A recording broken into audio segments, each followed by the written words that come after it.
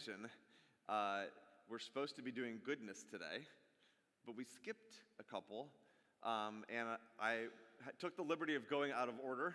So we're going to be talking about gentleness today.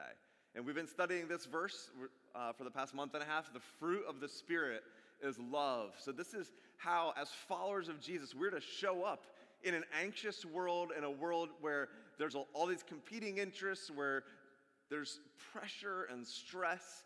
We're here to show up as people of love, joy, peace, patience, kindness, goodness, faithfulness, stay tuned, they're coming, gentleness and self-control. And I wanted to talk about gentleness. I think that the Lord wanted me to talk about gentleness this week. I was praying. We have prayer each week, and I was in prayer with Michelle, and we were praying, and God was just highlighting gentleness, and I felt like, let's talk about that today. So, someone mowing the lawn? Okay, we'll just ignore that and keep moving. Sounds like, oh, it's gone.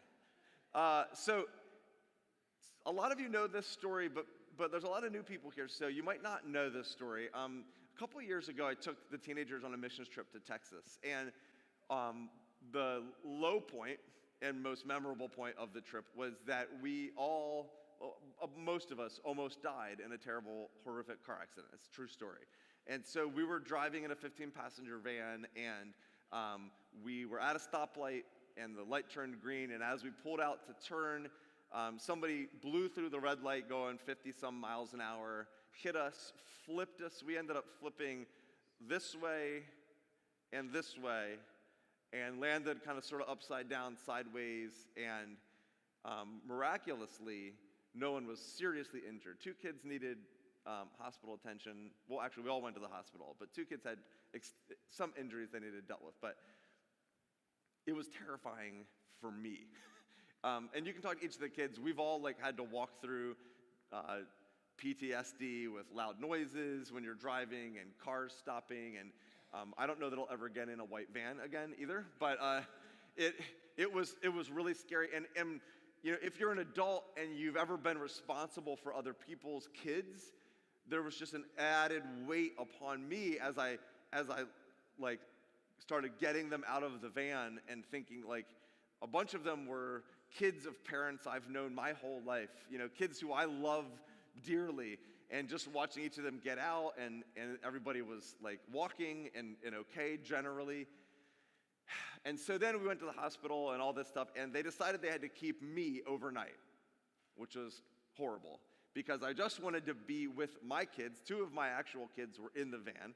I just wanted to be with my kids and with the kids back at the base. Everyone else pretty much got to go home.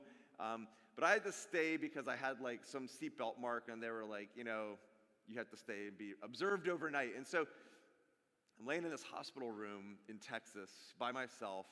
I'm going back and forth between waves of anxiety and crying really hard. And it's all kind of just I know that it wasn't my fault, and I know that everyone's okay, but if you've been there, it's just all these thoughts keep coming, the what ifs, those thoughts that are telling you could have done something different, you should have done something different, and all this stuff. And so my friend Michael shows up, who was on the trip with us, and he comes into my hospital room, comes into my hospital room, and he just sits down next to me, and he just sat next to me for 3 hours. And we always joke about it because Michael's a really good talker. It's too bad that he's not here today. But if you know Michael, you know that he's a really good talker. And you don't need to help him. If you're ever in a conversation with Michael and you don't have anything to say, it's okay. He will carry it for the 2 of you. So he sat there and just told me stories from his life for 3 hours until I fell asleep. And I was a grown man, right? I just but I needed some help. And the way that Michael treated me was gentleness. He came into my moment of pain and anxiety and fear and helplessness. I can't leave. I've just been through this horrific thing, and I had to watch my kids leave. Stranger, I've met the person that drove them back to the base I had met not too long ago. My 2 kids had to leave with them. Mandy's not there to take care of them. they were just in a horrific car accident. I know they're in pain, and I have to just be in this hospital. And so Michael comes, and he just shows me such incredible gentleness and love and storytelling ability.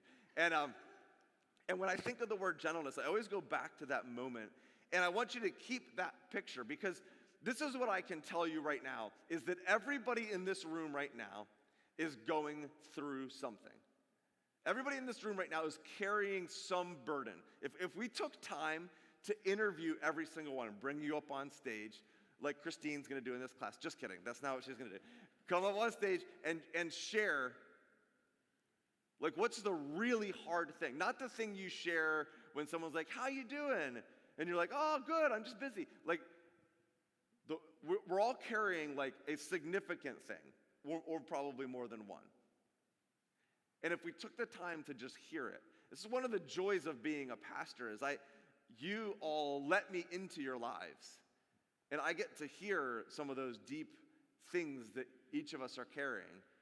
And what I recognize is that everyone's got it. But we all put this face on, right? We're all sitting here, we're all here. We all put this kind of face on that, like, we're getting by in life. And by and large, we are getting by in life, right? Like, we all get up in the morning, we all do our thing, we all fulfill our responsibilities for the most part, all the while heroically carrying these burdens. You know, for some of you, it's a kid, right? You have a kid and you have a thing that you're worried about with that kid, or your kid's going through something, and you think about it and you pray about it, and you feel a little bit helpless because you can't make other people do things. It's so frustrating. Right? It's like the hardest part of being a parent, is that you can't force them to make good decisions, you know? Or you might be battling a health issue right now, and that health issue is just like,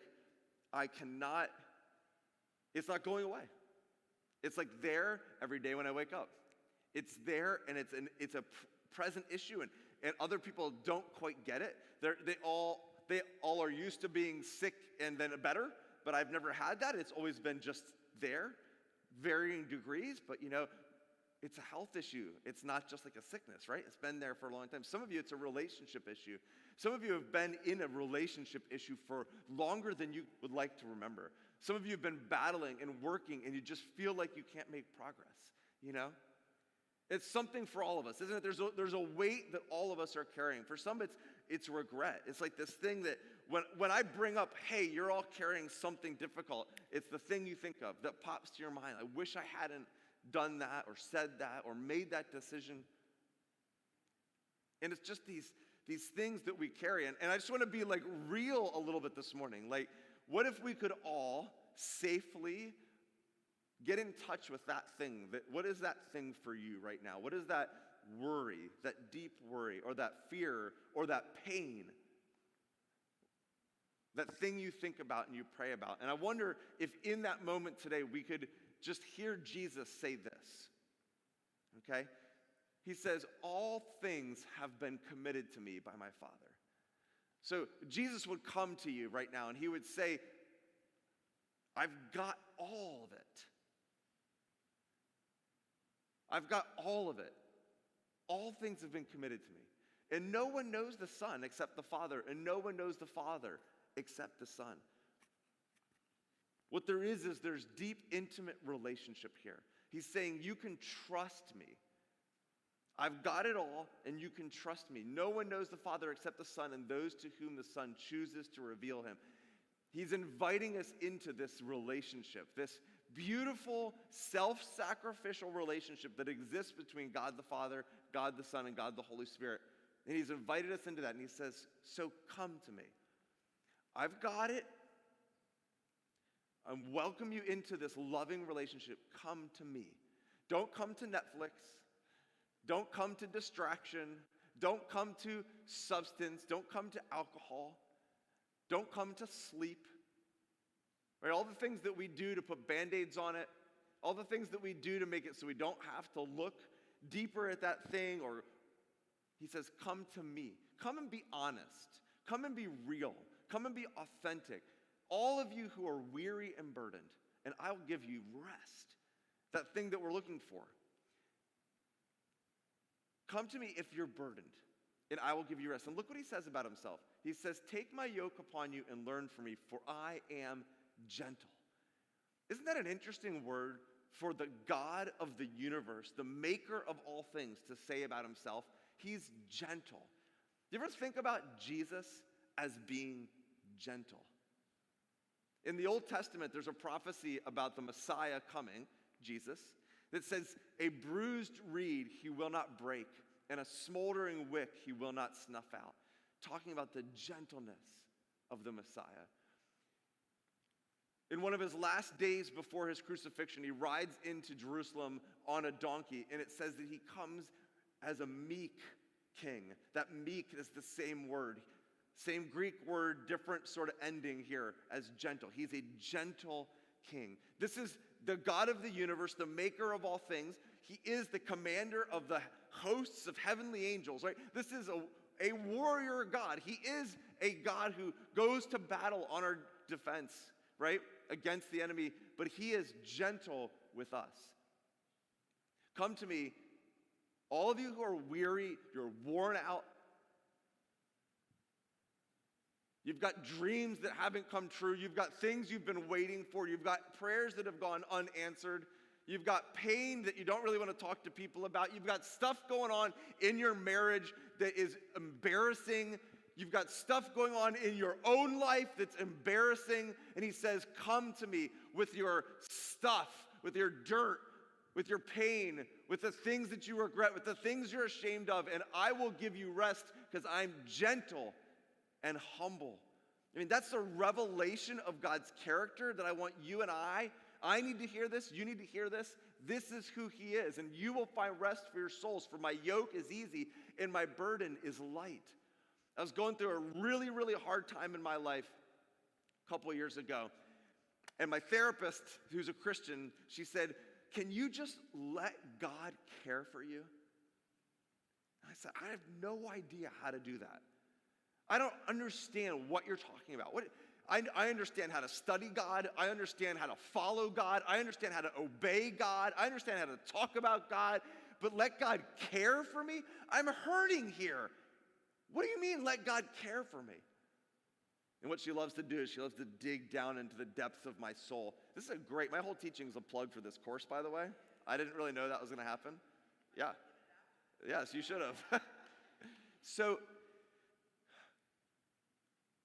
without telling you my whole life story, I'm going to tell you my whole life story. If you look back at my life, my mom was chronically ill. For some of you who might not know that, she had lupus, chronically ill. And so as a little boy growing up, right, men don't talk about this stuff sometimes, and that's to our own detriment, right? But as a little boy, my mom wasn't able to care for me sometimes. I don't know if any of you are moms who have little kids, but when they're hurting, what do you want to do? You want to be there. And she was literally in the hospital for months at a time. She was bedridden for months at a time. There was just literally no way she could physically care for me. So there's gaps in my upbringing where my mom couldn't care for me as a little boy. And there's something in there that got lodged in me. There's something broken in me. My parents were great parents, unconditional love.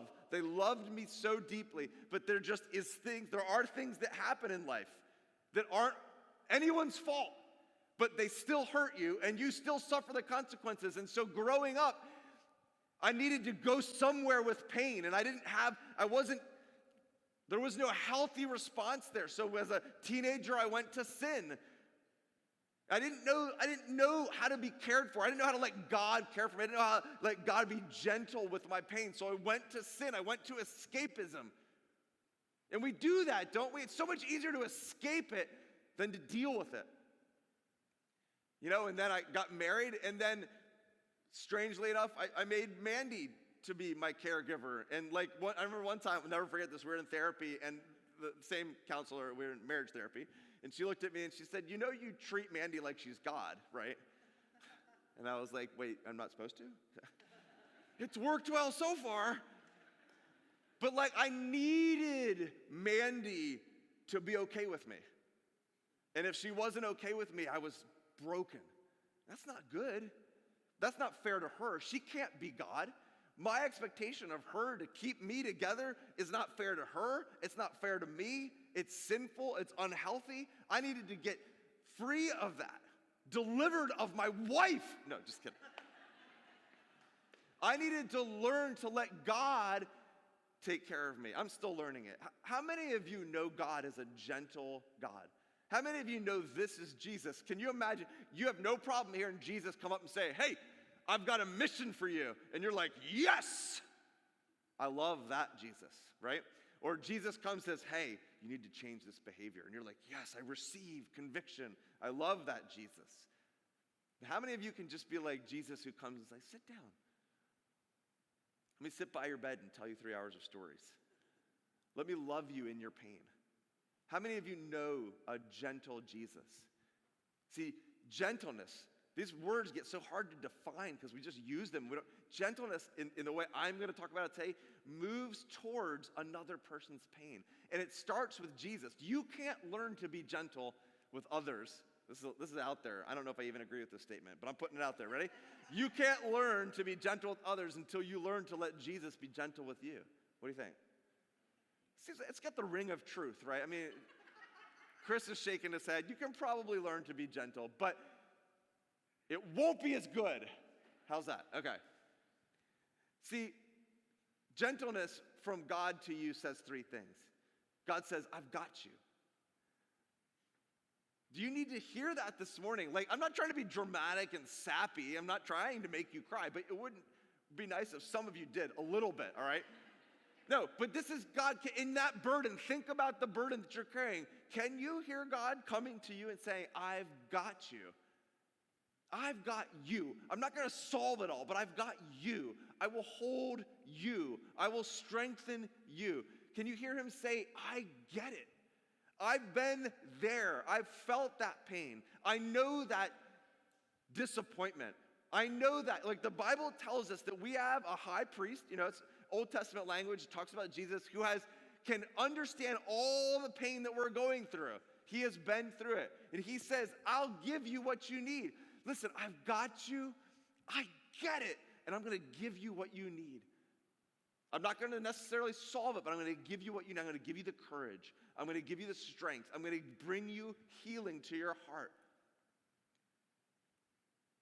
Some of us need to hear Jesus like this. We need to know a gentle Jesus in our lives.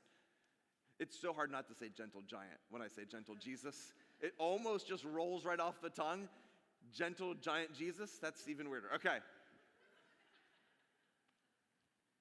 See, gentleness moves towards another's pain. Part one. Okay? That's the first part of the teaching. Some of you, some of us, me, I need to hear that. I've been thinking about that and meditating upon that, and I want to know that. I want to know Christ. This is one of my favorite verses. Paul writes, I want to know Christ.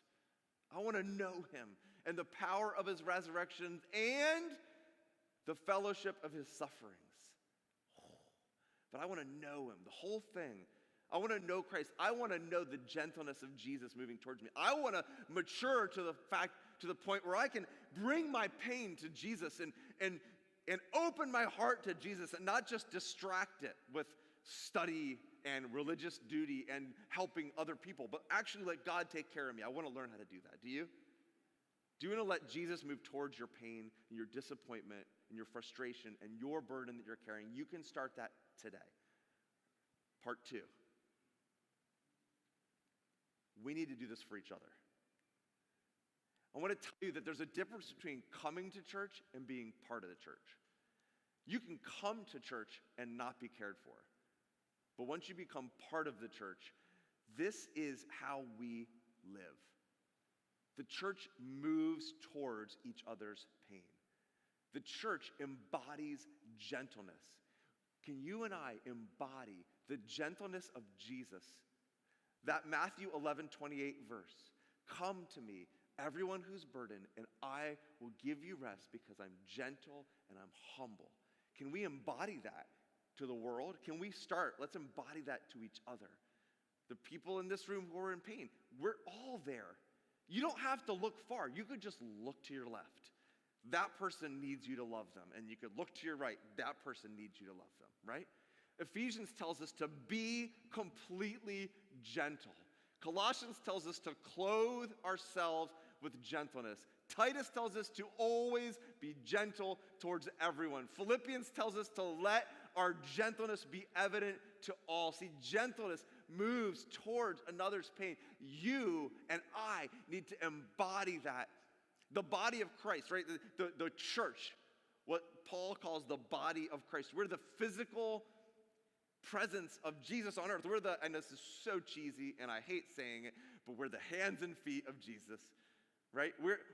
If someone's going to be hugged by Jesus, we're going to be hugging them. If someone's going to have a meal brought to them by Jesus, we're going to be bringing them a meal. If someone's going to have a phone call from Jesus, we're going to be calling. If someone's going to have a prayer, it's going to be us praying.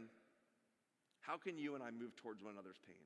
How can we be marked by this? Wouldn't it be great if City Light was all of these things? City Light is love and joy and peace and patience and kindness and goodness and faithfulness and gentleness and self-control. And they're like, they're so gentle. They are the kind of people who sit next to your bedside and tell you stories for 3 hours. You know, gentleness, when we say it, says, I'm with you. How many times do you just need someone to be with you? I've told this story before too, but it's a good one. So we were really young. It's funny, we're starting to see other people have kids, and we remember having kids. Barely. And it's like, wow, we were really young when we had kids too, and we didn't know what we were doing either. And we look at you guys and we're like, good luck. Good luck, Becca. Becca had a great moment on stage today where Logan was like laying on the floor while she's trying. We're having so many technical difficulties. She's trying to get her iPad to work, and she just looks at him and says, can you get off the floor? She said it really nicely though. It was better than I would have done. It was really good. But what was I talking about? Oh, when we had kids. Yeah, so when we had little kids, what am I talking about? Oh, yes, now I got it. I'm back. You ready? Gentleness. Okay, so Samuel had these febrile seizures, 2 of them. And one of them, the first one that happened, he turned blue. I mean, it was terrifying. And ambulance rushed him to the hospital. I was at work, so I'm like driving, really unsafely to the hospital, terrified. We get there, he's hooked up to all these things, and it's like, what is my life right now? What are we, like 25, 26 years old at that time? And I don't know what I'm doing. They don't give you any training to be a parent. They don't give you any handbook. There's no classes. I had to take 4 years of classes just to graduate college. They told me nothing about what to do if your kid has a febrile seizure. That's the kind of stuff they should be teaching you. So I'm like in this hospital room, and like, I'm the dad. I don't feel like the dad, right? When you're growing up, your dad knows everything and has all the answers and can fix every problem. I'm like, I am not that guy. And then, like, we've been there for an hour or two, and my dad walks in. And I just had this immediate visceral response. I just started weeping. I was like, thank God I'm not in charge anymore, right? I just fell on the floor. I didn't fall on the floor, but I did. I was just like, Daddy! I mean, I didn't say daddy, but like there was something inside of me, It was like, he just came. He didn't know anything either. Here's the thing I learned. He was faking it the whole time, right? But he was just with me. Remember that? Remember when he walked in? You cried a little bit too. Yes, you did. You cried. It was just like good to have someone be with. Have you ever been going through something that's so hard and someone comes and just was with you, and they don't fix it and they don't talk a whole lot, but they're just with you? Or in Michael's case, they talk a whole lot, right? But they're just with you. That's what gentleness is. Can you just move towards someone else's pain? You know what we do with other people's pain? We're like, they probably don't want to talk about it. They probably don't want to tell me about it. I'll avoid it. They'll avoid it. We'll all be happy. We just need to be with you. Gentleness says, I'm listening. Let me just listen. And gentleness says, listen, I'll help if I can. Doesn't force a solution. I learned that after 25 years of marriage, 24 years of marriage. But like, I'll help if and where I can. See, here's the problem. We have all these assumptions. We assume people are okay. I'm telling you right now, I know you all. No one's okay at City Light, okay? I know I just broke serious confidentiality right there, but nobody's okay. Just look around. You're a bunch of messed up freaks, okay? It starts in my house. All right? We assume people are too private. That might be true, but that doesn't mean they don't need to talk, okay? We assume people would rather not be bothered. We assume that we don't have what they need. You probably don't. Just like get over yourself. You don't have to fix their problem. You just need to be there. Can you arrive? That's it, you're good. Just arrive and maybe listen. You know what else we're not good at? We're not good at receiving gentleness from people, are we? See, here's how we keep each other at arm's length. This is all the stuff that we do instead of caring for someone. This is all the stuff we do to keep people from caring for us. People are probably too busy. I don't want to tell them about my problems. Someone asks you how you're doing, you're like, I'm fine. Whenever your voice goes up when you say fine, you know they're lying. I'm fine. We assume they don't want to hear about our lives. Yes, they do. We assume they've got problems of their own. Yes, they do. You know what helps when you've got lots of problems? For once in your life, hearing someone else's problem. It's like a gift. Can I get an amen? Right? It's like, can I just hear your problems for a while? I'm not the only mess in the room. We assume that we're not worthy of care. Not true. So listen, can we start to move towards one another's pain? Worship team, come up. This is what gentleness is. It's embodying the Spirit of Jesus who says, come to me all who are burdened, and I will give you rest because I'm gentle and I'm humble.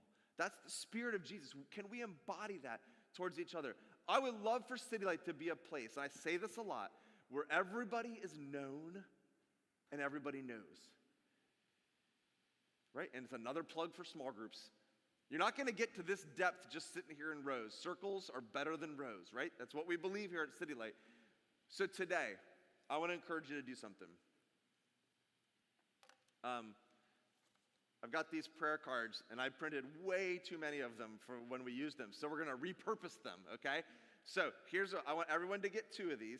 You're going to write one for someone in your life that you know is going through a hard time, and you're going to pray for them this week and maybe reach out to them. And you're going to write one for yourself. Here's more. Do you need more? If you need more, they're right here. Oh, that wasn't good. Okay, let's see. Write one for yourself, an area where you need to bring your burdens to Jesus, okay?